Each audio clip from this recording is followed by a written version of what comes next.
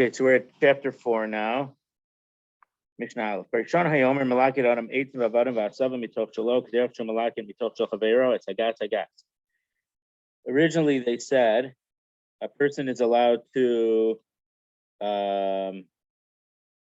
collect from his own field wood, stones, grasses.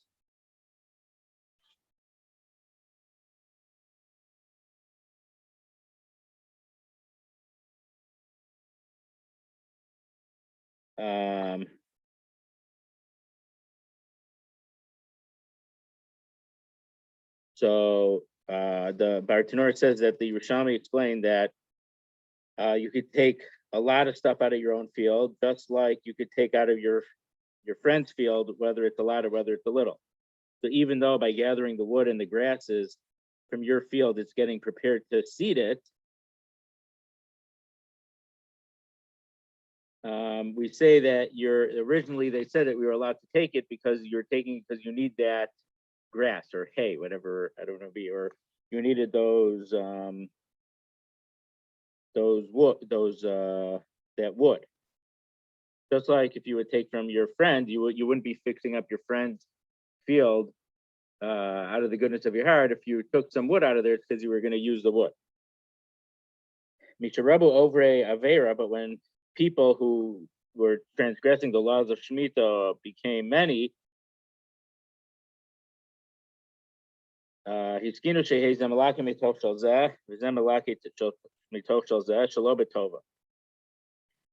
said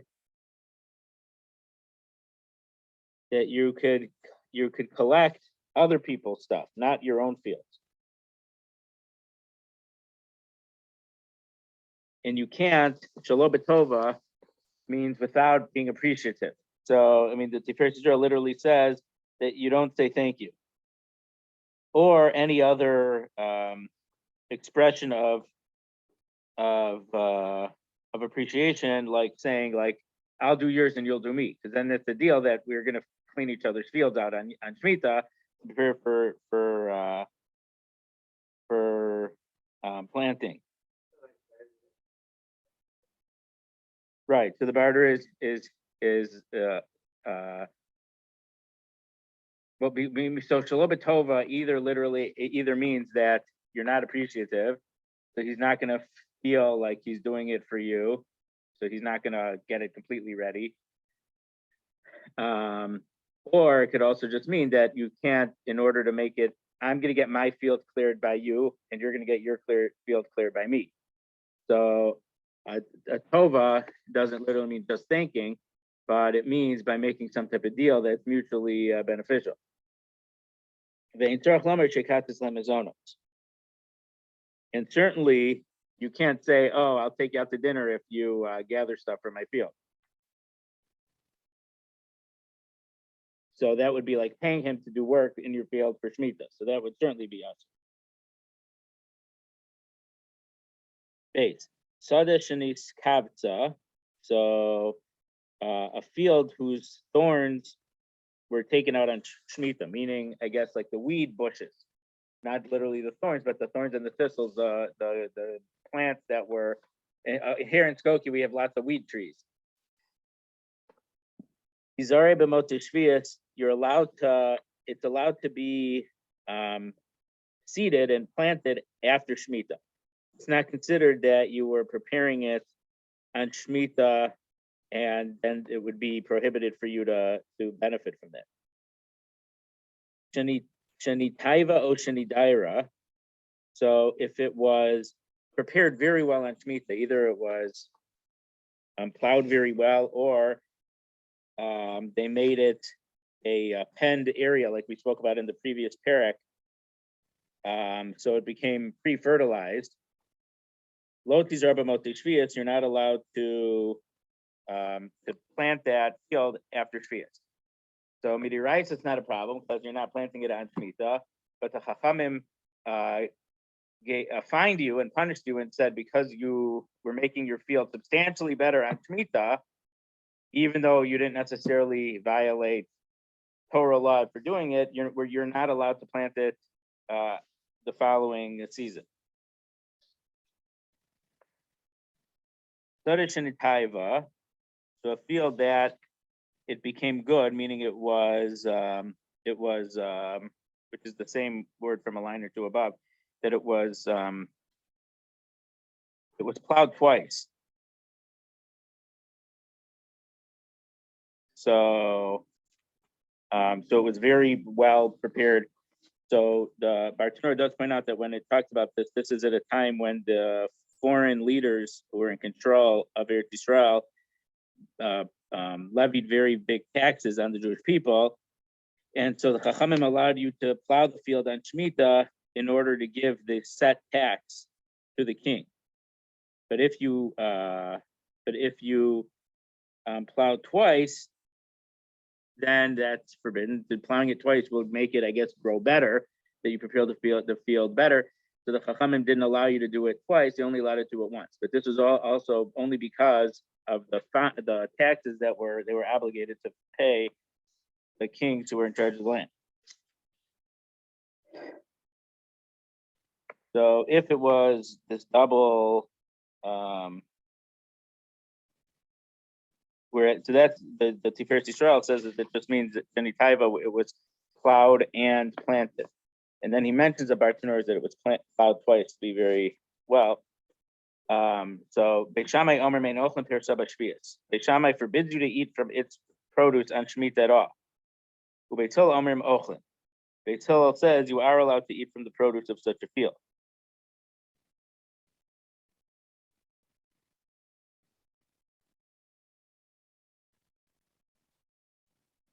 So the Tiferet Yisrael asks, if Svichen, things that grew themselves on Shmita, were not allowed to eat, how is it ever possible that they'd say, Beit Hillel would say you're allowed to eat this produce, which is actually planted on Shmita? So he says, maybe this is talking about stuff that grew in the 6th year, and now it's the 7th year.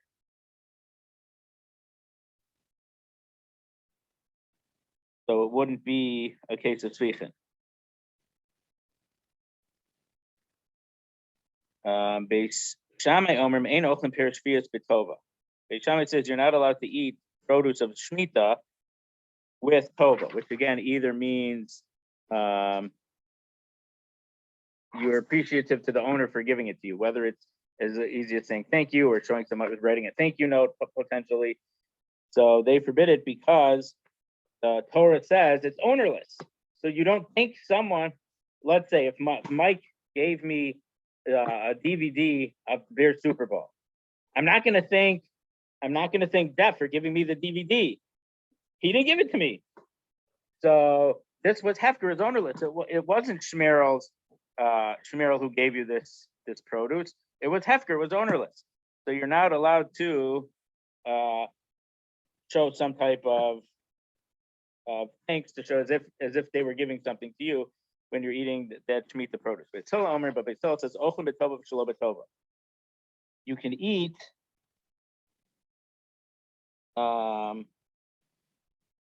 you don't have to give thanks, but if you give thanks, it's okay too.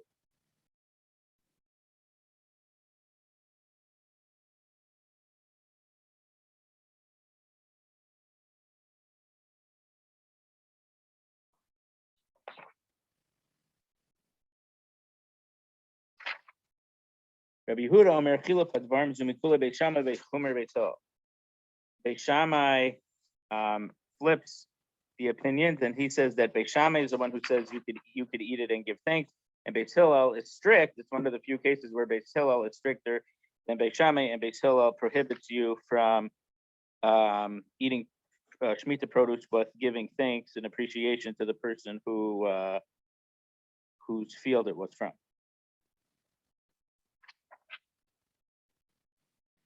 Gimel.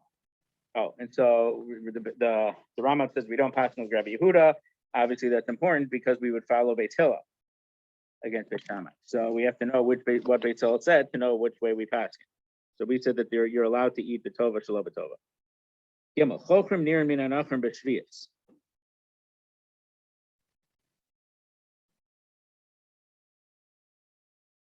So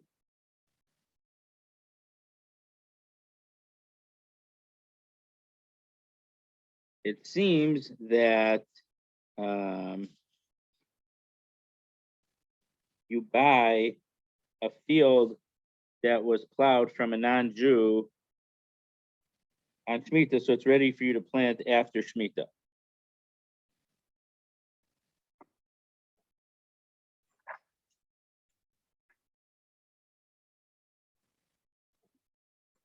That's the problem is the word chofren is a very unusual word. So this is you can rent plowed fields from a non-Jew during the 7th year.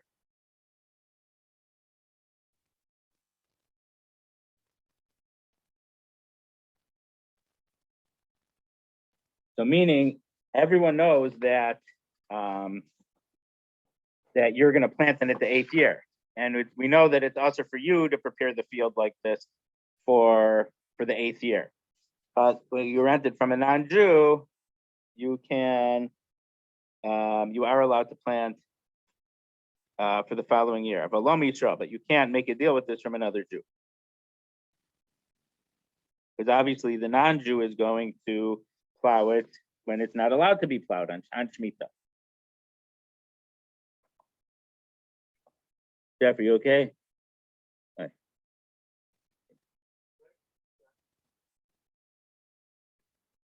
So that's what it almost sounds. What if, well, what do you mean swap?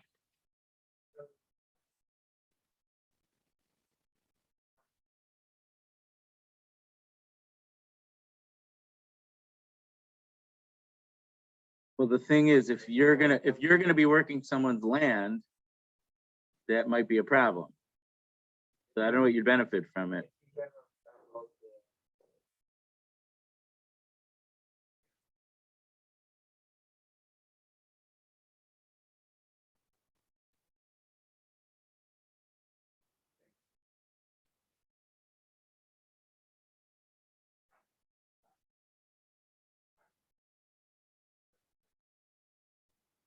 So you lease it out for the year. So that probably would depend on the Sugi and Gittin. Are non-Jews able to acquire ownership of the land? So it might depend on how Heter Mechira works. The Heter Mechira again is the fact that they sell, almost like the chametz, they sell the top few inches or whatever of the land to a non-Jew for Shmita. So we'll get after we finish the Mishnayos. That's one of the important things that we're going to learn about. Avalom Yisrael, but you can't do this from a Jew because you know the Jew is going to have to plow it on Shmita, and it's also for a Jew to plow during Shmita. You're able to literally you strengthen the hands of non-Jews. So this means normally you don't show that much. It says you should say, or you can say to the non-Jew, thank you very much for doing this. So you're doing a great job. So it's kind of like the thank you that we had in the previous Mishnah. The thing that you couldn't do to a Jew, you're definitely allowed to do. You are allowed to do for a non-Jew when he's doing that work on Shmita. Avolo Yidei Yisrael, but you're not allowed to praise a Jew for doing this work. B'shalom b'shlom on mivnei darkei shalom. And you're allowed to greet them and inquire about their well-being. And the Bartanur says even on their holidays. So we're worried that on their holidays they're going to bless their God. So by giving them a greeting, it's going to give them an opportunity to praise their avodah zarah, which we don't want them to talk about their avodah zarah. So you're allowed to do that because of Darkei Shalom, because of the paths of peace. Holiday. Hamado Bezesim. So there's a big machlokas between the Bartanur and the Rambam about what we're talking about over here.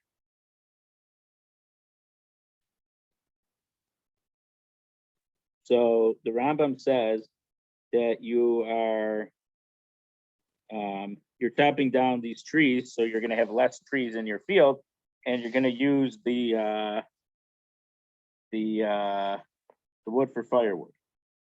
Now, I don't know how this fits with the halacha of Baltashkas. I mean, I assume because Baltashas, the Torah hates of Baltashas, to destroy things that are good, is to destroy fruit trees. But I guess this is not for no reason. It's because by cutting these down, you are, I guess, whether there's too many trees on your land, and so that's going to decrease the yield. So by having less trees, it's going to increase the yield. So even though you're chopping down a few trees in general, on the whole, it's going to be beneficial. And also, you're not doing it because you want to destroy the trees. You're doing it for a productive purpose. But obviously, this is a case where you're doing it on Shmita.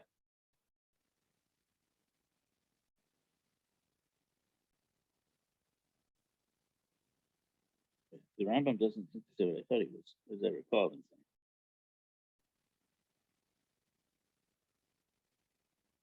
Oh, I'm in the wrong halach. I'm jumping the gun here. So hamadal b'zeisim is you're thinning out your olive trees. Beishamai omrim yagom. So yagom means you cut it to the ground, but you're not allowed to uproot the roots.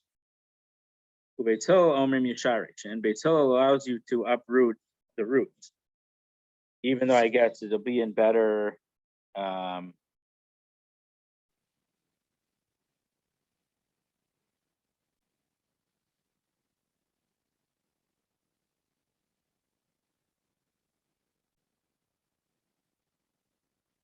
But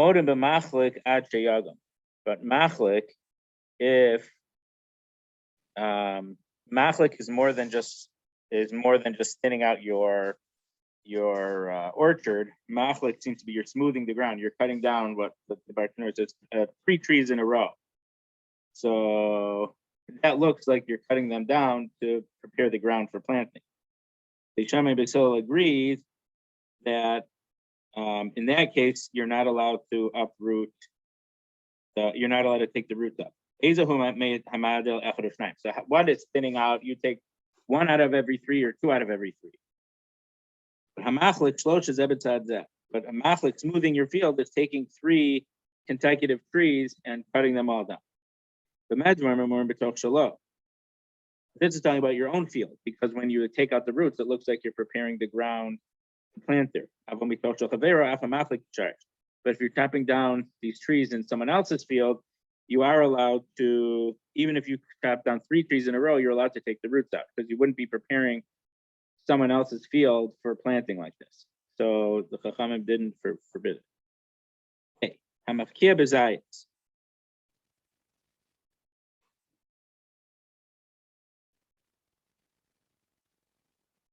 So when you are, so this is a different verb than the previous Mishnah. So it's not talking about the same thing. So the Rambam says if you're separating olive trees to take wood, you can't cover them with dirt because that's considered as working the field.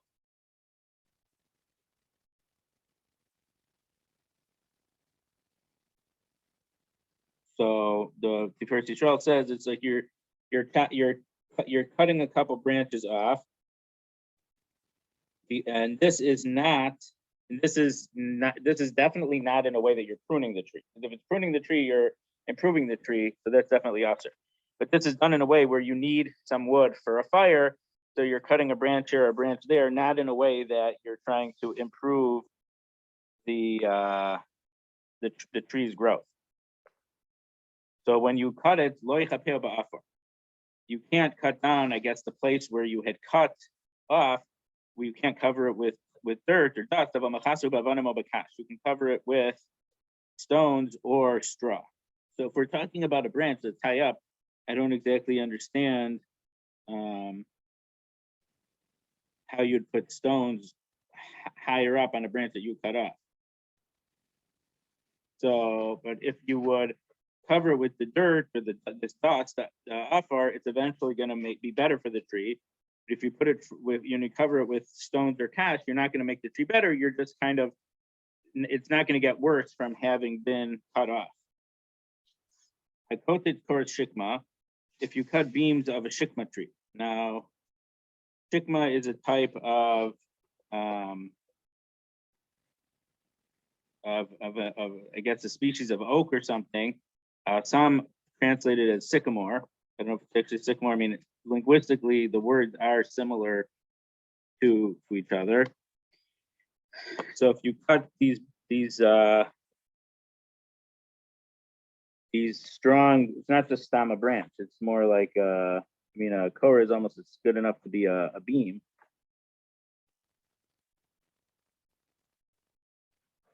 You can't cover it. You can't cover it with dust. You can cover it with stones or straw. You can't cut a virgin sycamore on Shmita because it's a real work. So this means it's a sycamore or whatever species this is that had never been cut before.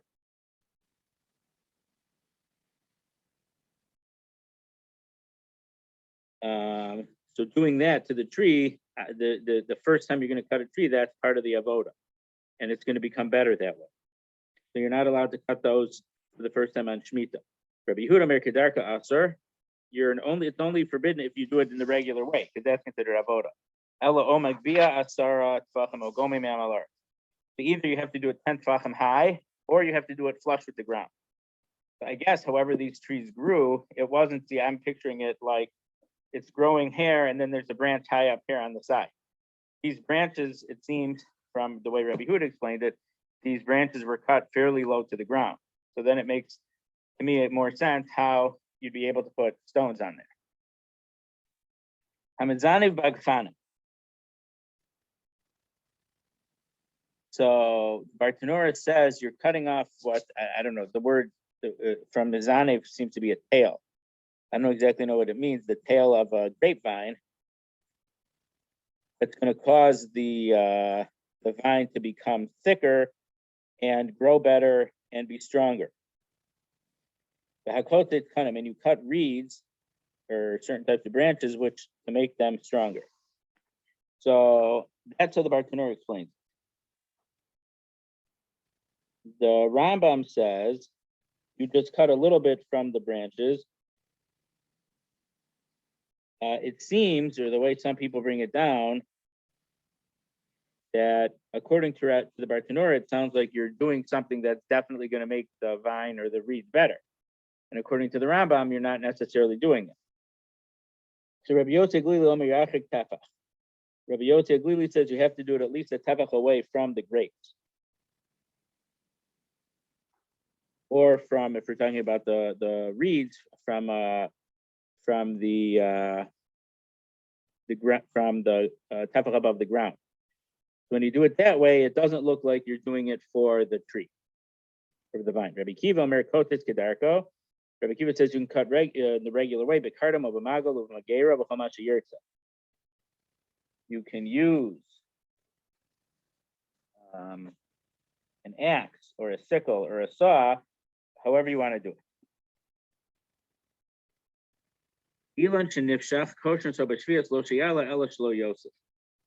So a tree that had a crack in it, so I mentioned this halacha last week, you can tie it on shvius, not that it should grow back together and be good, but in order that the crack shouldn't get worse. You can do maintenance so it doesn't get worse, but you can't fix it in a way that it's going to get better.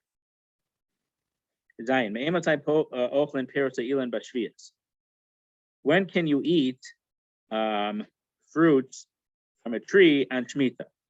So the Bartanura says because there's a Zeres HaKatsav, the pasuk says that you can eat the food, the Shmita produce. You can eat it when it's considered edible. You can't eat it at a time that it wouldn't be when it wouldn't be edible yet, because you're gonna prevent it from becoming ripe enough so that other people could eat it. So even though you're planning on eating it, but that's not the regular way of eating it, so you're causing it to be wasted from its regular purpose to eat in the regular level of ripeness. So these are before it's fully ripe, but this is a minimum ripeness that it has to reach.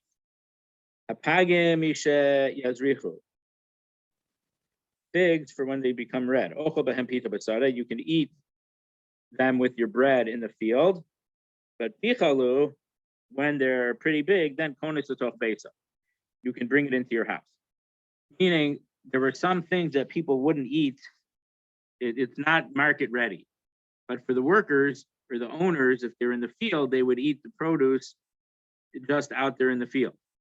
So for eating it that way, eating it in the field, they could eat it even when it starts to get red, even though it's not close to being done yet, but that's a certain level of ripeness that some people would use. So you're allowed to do it that way, but it has to get a lot bigger in order that you could eat it regularly the way you would bring it into your house. And this would be the definition of the time when you're obligated to give truma and meiser from these, for example, these figs. So meaning just because you have a little bud, the tree budded and now you have a little tiny fruit that's growing, you can't harvest it and say, oh, I'm giving truma to the Kohen now and I'm done with giving my truma and meiser. No, it has to be a certain level of ripeness. So these are the same levels of ripeness for Shmita. For here is like the maestros for whichever year of the Shmita cycle other than Shmita, because since it's ownerless, you don't have to give these trumas and maestros during Shmita itself. That would be for the other years of the cycle also. What about the grapes? Mishahevi mayim. When they have enough, they're plump enough that you can squeeze them and get some juice out of them. When they're that level of ripeness, you could eat them with your meal, with your bread in the field. But hivish, so hivish seems to mean when you could see the seeds from the outside of the grape. So that's the level of ripeness that you can bring it into your house. And similarly, these are the level of ripeness for the other years of the Shmita cycle when you would give truma and meiser from the grapes. Hey, yes. So olives, when from a saw of olives, you would get a revius of oil. So revius is the amount of what we would need for a kiddush. For kiddush in our kiddush cups, that's what is a revius, a quarter of a log, when you have a saw of olives. So I guess if you'd have fully ripe olives, you'd get a lot more oil than that. But because these are still pretty early on, they're not going to be that big yet and not be that juicy. So when they reach that level of size, then you're allowed to eat them in the field with your bread. You can pound them open and eat them in the field. But then when they give you half of a log, which is 2 revius, then you can crush them and then you could rub it into your skin. Because before they had Vaseline, they always used to, they would rub oil into their skin. And then when they would be a third of a log, which is less than half a log, I'm pretty sure, right? Quarter is 0.25 in decimals, a third is 0.33, and a half is 0.5. So I don't know. I don't understand the order of these 3 levels in the Mishnah.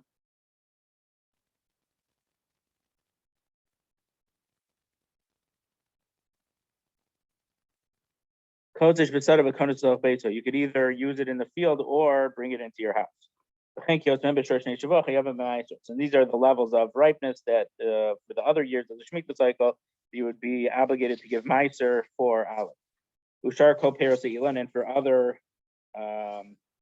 fruit that grows on trees, the time that they become ready that you can ripe enough to give meiser for them is also the time that you could start eating them on Shmita. But if you'd eat them before, during the Shmita, when they had ripened, or when they were growing from the Shmita year, before they reach this stage, you're not allowed to eat them because you're causing them to be wasted. Even if you want to eat them, that's an unusual way of doing it, that most people don't do it, and you're causing it to be wasted and lost from being able to be fully grown and fully ripened. Yud. From what point are you not allowed to cut a tree on Shmita? So it seems for a similar reason as the previous fruit Mishnayos. If I chop a tree down, people aren't going to be able, if I do it too early in the season, people aren't going to be able to use that fruit on Shmita. So I'm causing it to be lost, even before it really came into the world yet, maybe. Or if I cut it down, it might be a little bit different. I might be stealing the right of the other people to benefit or to eat from this Shmita tree.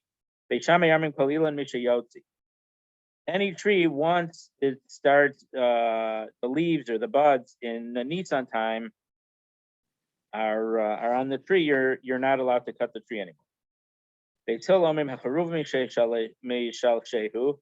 Cherubim usually are cherubs. When they start looking like a chain,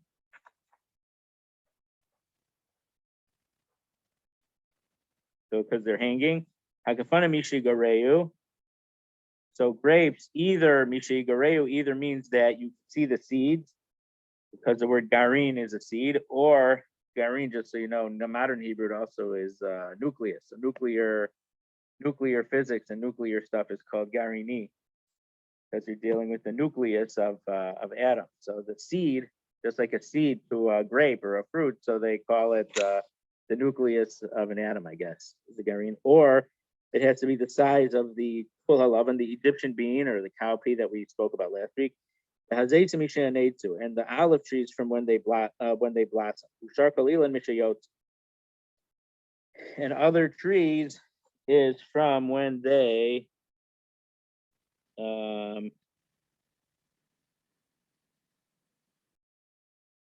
something.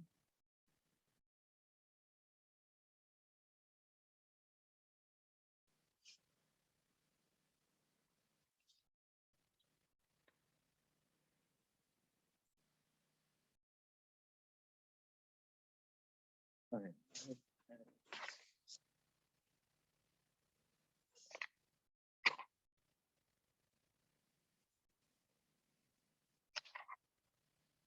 And the other trees are when they have leaves. So in that case, they're similar to, well, it seems to be that for the other trees, they agree with Beis Shammai, which are but any tree, once the fruit on it has reached the development that you'd be obligated to give Trumas and Meiser, then you're allowed to cut it off. How much would there be in an olive tree and you're not allowed to cut it down? Rova. So it seems it would give a quarter to the, so this is, the Bartanur says this is not a Shmita halacha. This is talking about Tashchis. So if there'd be Rova, a quarter kav, not the before we had a revius of oil, but this is a dry measure, a quarter of a kav, like I guess what we would have a bushel. In those days they had a kav. So it's a quarter of a bushel. No. So that was a liquid measure though, but this is talking about a dry measure and nothing to do with Shmita. But Bartanur says for other trees it would be a whole bushel, a kav, but because olives are more valuable, once there's even a quarter of the bushel, that's already considered it's good enough that if you would cut down the tree, you would be destroying a good tree and good fruit. Okay. Parak Hay, chapter 5. Beno Shuach. Beno Shuach seemed to be a special species of figs that were white. Their Shemitah year is the second year of the Shmita cycle because their fruit takes 3 years to develop. So when the stuff that from them was developing from Shmita, it doesn't get harvested or it's not ready to eat to harvest until the second year of the Shmita cycle. So, but I don't know, exactly about what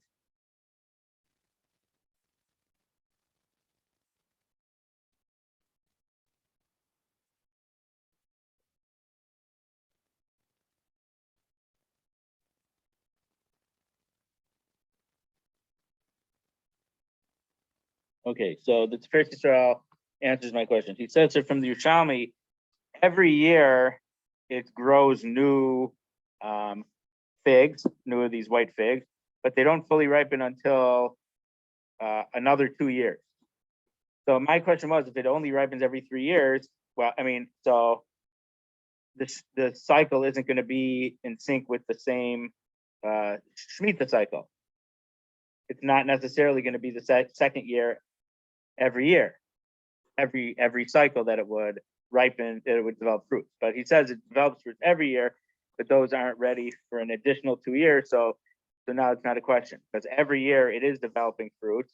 And so those fruits that I guess maybe you could tell by the size or whatever. So the ones that grew on, that you're ready to pick, let's say on Shmita or the year after Shmita, those are fine because they were definitely from before Shmita. But it's the second year of the Shmita cycle. Those are problematic because those grew from the Shmita year. Rabbi Yehuda Mer haparsos shvius shel hamotzei shvius shemosos shtei shana. So there's some type of fruit. So this parsos is, I believe, according to Professor Felix, it's a Spanish cherry. How do other things? Oh, Jeff, in your Mishnah on page 159, what is the first 2 words on the top? Yeah. Oh, it says white figs? Okay, because in the one that we have here, it said white flags, and it was clearly a typo. So I'm glad that ArtScroll fixed that, the typo. Persian figs? Okay, so that might be the species that the black man identified with it. So parsos, ArtScroll doesn't even translate it. So it says here that the parsos are Persian figs, because Parsi is Persian. So they take 2 years to develop. They take 2 years to develop. So the first year of the Shmita cycle, those ones that are ready to pick, those are Shmita produce. Amrulo, they said to Rabbi Yehuda, Lo Amra Ela Benos Shuach. They only said that species, the white ones, but these Persian ones or whatever is not a problem. So again, so according to that translation, it was Persian figs. According to Professor Felix, there's some type of wild cherry or white cherry. What did I say it was? Spanish cherry. I mean, how they get Spanish cherry from the word parsios, I don't know. That's something you would have to explain. Okay, hatomein es haluf b'shvius. So if you store loof, so loof is either some type of wild onion, or Professor Felix says it's either a black kala or a Solomon's lily. Now the Solomon's lily does not look like anything too special.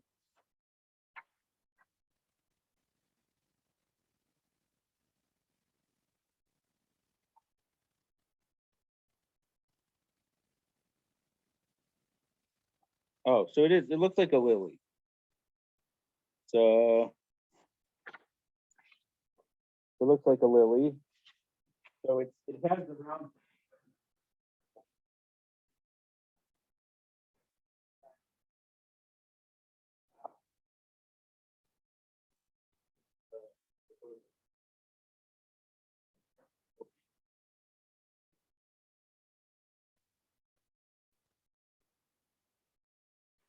So you put it in the ground, but you're not planting it. That's the way you would store it. I guess you didn't have refrigerators or cellars that were cool, so you put it in the ground. So I guess stay cool. Rabbi Meir Mer lo yifus mitzayim gover shloshet tvachim b'tefachav afar agava. You can't have less than 2 sa'ah of them with the height of 3 tvachim, and you have to have a full tefach, 3 or 4 inches of earth on top of them.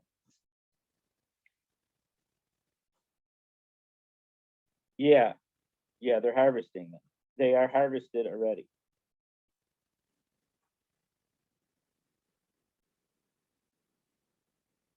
So the problem is that it was a normal way to store it, but by storing it, by digging a hole and putting it in there, it looks like you're planting. So it might be awesome or abundant because it looks like planting. So Rabbi Meir says, if you use at least 2 saw, which I guess is a lot, you normally wouldn't plant that much, and you have a height of 3 tefachim and a tefach of dirt on top of it, that doesn't look like you're planting, so that's okay. You need to have 4 bushels. I'd go v'tevach. So what's the difference between the sa'ah of Rabbi Meir and the kabim of the chamim?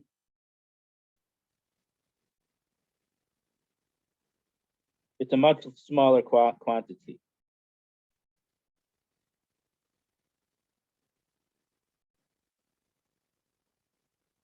The article says this is 1/3 of the amount that Rabbi Meir allowed.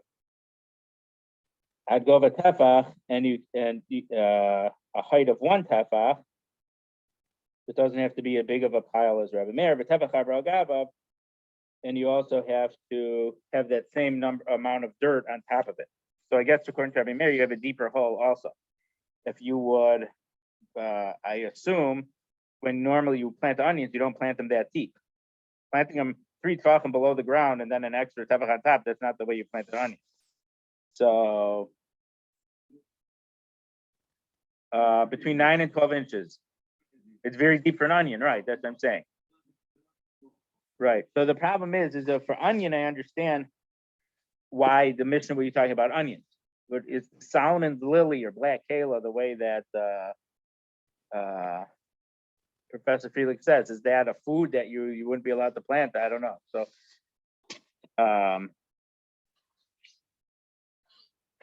probably some type of onion. And you put it in a place where people walk over it. If it was a field that you were planting, you wouldn't want people to walk on it, but you do it in a place where people walk on it. It's not the derech of how you normally would plant. Gimel lufsha avar lav shvius. If you have these onions, whatever that Shmita is over, and you still have some left over. So normally you're not allowed to.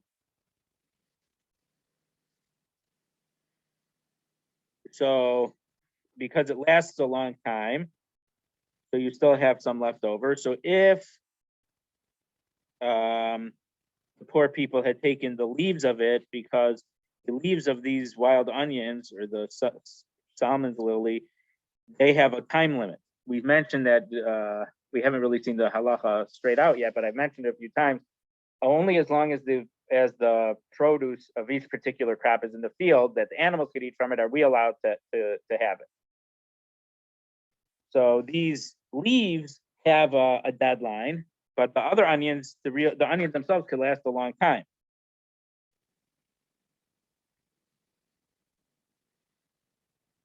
So if the poor people didn't take the leaves of these onions off, then you have a problem, because those had Shmita holiness and deadlines, and now it's mixed up with these other onions which you were storing. So they're mixed together. So Rabbi Eliezer Omer im laktu hanim etz alav bakatu. So they took it and you don't have any problem. The imlav yasach cheshbonim haniyim. But if they didn't, you have to estimate how much of these leaves grew on Shmita, and you have to give that amount to the poor people. And Rabbi Bartanur says, because this opinion holds, like Rabbi Yehuda, that poor people are allowed to eat from fruits, from the Shmita produce, even after their deadline time. Rabbi Yeshua Miriam Laktu Aniyam, that's all of Lakatu Bimlav Ein Laniyam Alav Cheshbon. And Rabbi Yeshua says if they took it, that's fine, and if not, they don't get any money back for it, because he holds like Rabbi Yossi, they could also only eat it before the deadline, and now it's past the deadline, and we pass like Rabbi Yeshua. If you had these onions from the 6th year, and now you stored them, and now it's Shmita time, so B'tzalim Hakitzonim are some type of summer onions.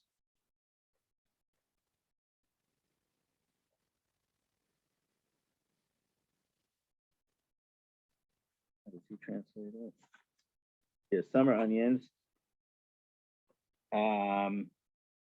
The Chain Pua shall eat this.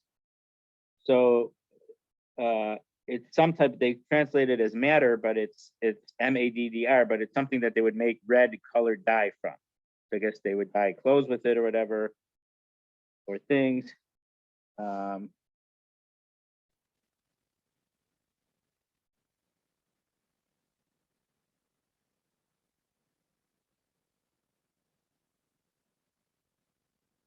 The Beit Shammai Omrim, Okra Nasoba Mafro Shel Eight. Beit Shammai says you have to use wooden spades to uproot them because that's an unusual way. So it's not really Shmita produce, but because people might think that it is Shmita produce, they only allow you to harvest it by using an unusual method, using wooden tools. You could use wooden spades.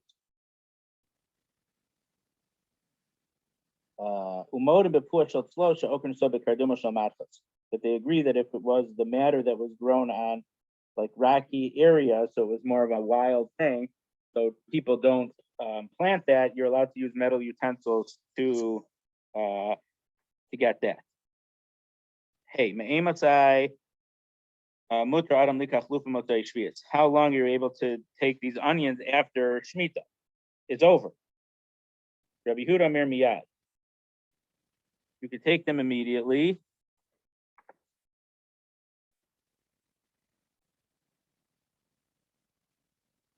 So he holds, since Beit Shammai Beit Hillel allow you to harvest them in an unusual way, so once Shemitah is over, you're allowed to take them regularly.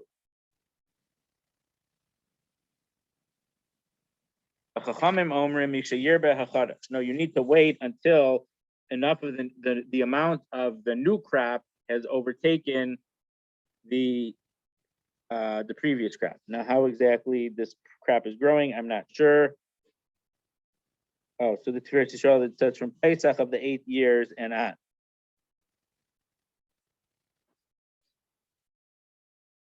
So Pesach of the 8 years already a good 6 months after Shmita ended. Vav.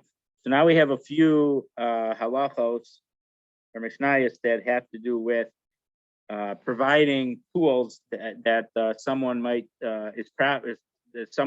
might or probably going to use for illegal Shmita use. Actually, let's leave it here. So we've been going over 45 minutes. So let's leave it here, and we're going to start with these few halachos, and then the beginning of the next chapter, chapter 6, is extremely important because it talks about what lands are subject to the laws of Shmita,